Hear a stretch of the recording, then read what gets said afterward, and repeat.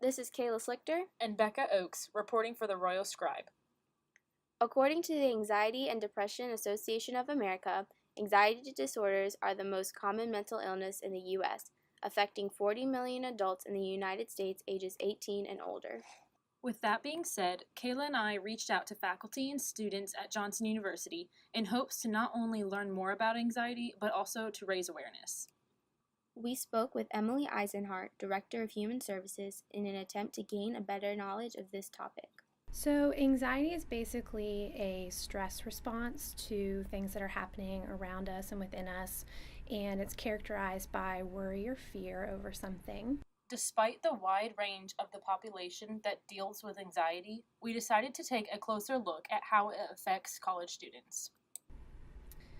Well, everyone experiences anxiety in one form or another, but for students, I think it's often tied to academics, relationships, just adjusting to life demands, living on campus, whether that's finances or being away from family, and then just also trying to figure out life. It's a season where, you're faced with all different kinds of challenges, and figuring out who you are.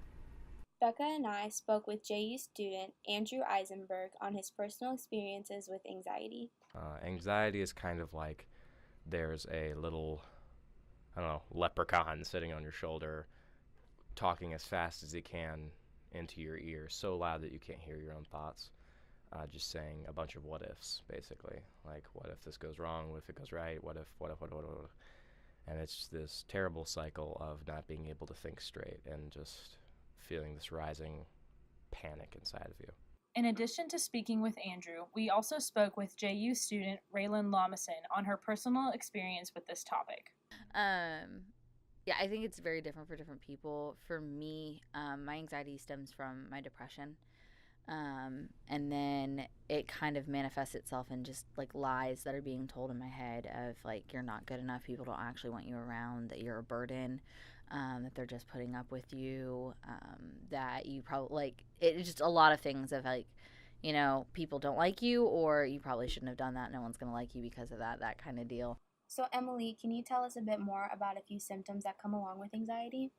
So some really common symptoms would be irritability, restlessness, easily fatigued, racing thoughts, whether that's rational or irrational, feeling like you're losing control, difficulty concentrating, and there's a lot of physical symptoms that can come along with it as well. You very much feel it in your body with muscle tension, upset stomach, nausea, things like that. So Andrew, will you tell us about some of your personal symptoms with anxiety?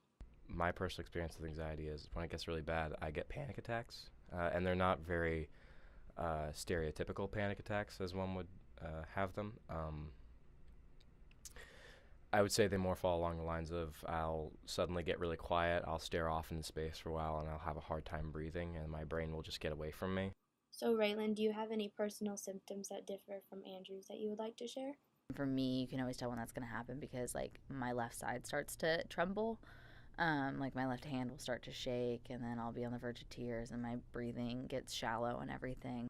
So now that we have a better understanding of the symptoms of anxiety, Andrew, would you mind sharing some of your coping mechanisms to help you along the way? Typically, I just try to, this sounds really lame, but I just try to breathe. I think the biggest thing that happens is you start to not be able to breathe when you have a panic attack. And what I try to do is I'll take a moment, because I find myself staring off into like one particular spot, I'll shake my head really hard, and then I'll start to do breathing exercises. What really helps is, this sounds weird, but I'll get up and scream as loud as I can, which kind of dispels that feeling of, weight on the shoulders. Raylan, what are some personal coping mechanisms that you use? So my coping mechanisms are actually changing. Because I am at a healthier place now, physically, and that has helped with my mental health. My anxiety manifests differently now, and so I'm kind of learning new coping skills, but a lot of what I used to do, because I am a verbal processor, I would talk it out. I would find people I trust, people I care about, and I just kind of talk through what was going on. Deep breathing, I pray a lot. And I find small things to like play with to keep my hands busy. Thank you guys so much for sharing your personal experiences with us. We know a big part of anxiety is not only overcoming one's personal obstacles, but also assisting others. Emily, as members of the JU community, do you have any suggestions on how we as students can help one another? Yes. As far as being a helpful friend, I think just listening and connecting with that person, not minimizing or judging or trying to problem solve and figure out what someone is dealing with, but just helping them to feel safe and like they're not alone, that you know what that's like too, to be worried or to be fearful. So entering in and sharing about sharing about your experience, and then also just knowing resources to point them to, whether that's pointing them to a professional counselor or other friends or mentors or a pastor, professor, that could be of support to them as well. Thanks, Emily. Do you guys as students have any people in your life that have helped you deal with your anxiety? I have a handful of friends that have kind of been there alongside with me and have encouraged me and pushed me. But the biggest thing that they have always encouraged me in is that like I am the only person that can really affect change for myself. Because especially with anxiety and depression, because a lot of the lies for me specifically are in relation to my relationships. It has to be me that affects the change, and I can go to people that help calm me down, but ultimately I have to be the one to do it, or else I become emotionally dependent on other people constantly, and they're not always going to be like right next to me whenever I have a panic attack. What about you, Andrew? Gosh, gee willikers, where to start? I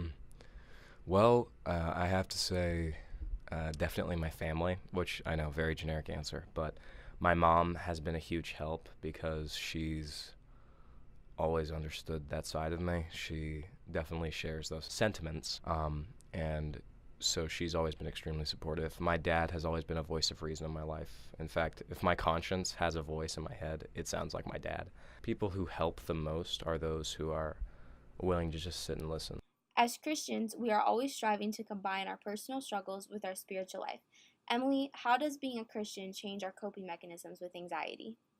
One of my favorite counselors says there are good reasons to be afraid. There are better reasons not to be.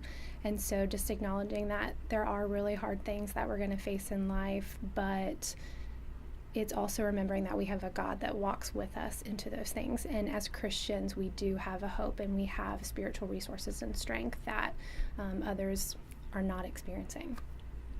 Do y'all have anything you'd like to add? There's a section in Job, actually, in the Bible, where my dad did a sermon on this, and he really emphasized this passage, and I'd never heard anyone do so before. And it's this section where basically Job's friends, they show up to his house, and they see all the destruction around them. They tear their clothes, they pull out their hair, and then they put ash on themselves. And then they don't say a word. They just sit with Job in the ash. And it's recorded that they don't say anything or do anything for 3 days. They just sit with Job and mourn with him in the ash. And I think those are the best kinds of people to have around you in situations like this. Those who don't feel the need to say anything, don't feel the need to do anything, that people that know that the best thing they can possibly do for you is just be a presence in your life. Wow, thank you guys so much for sharing all of your personal experiences on anxiety. I feel like personally I've learned a lot more about this topic and how to help others who deal with anxiety. I agree, Becca. I feel like after hearing from you guys about your personal experiences, I will be able to not only help myself, but also those around me. For those on campus who struggle with anxiety, there are resources available. Students have access to free counseling individually or as a group. Those who wish to seek counseling can either attend a group session Wednesdays at 9 a.m. or visit Myrtle Hall Counseling Center to set up an appointment. Thanks again to our guests, Emily, Andrew, and Raylan, for taking the time to speak with us today. We hope this podcast helped raise awareness about anxiety and provided the tips and resources necessary to help those who are currently struggling with this topic.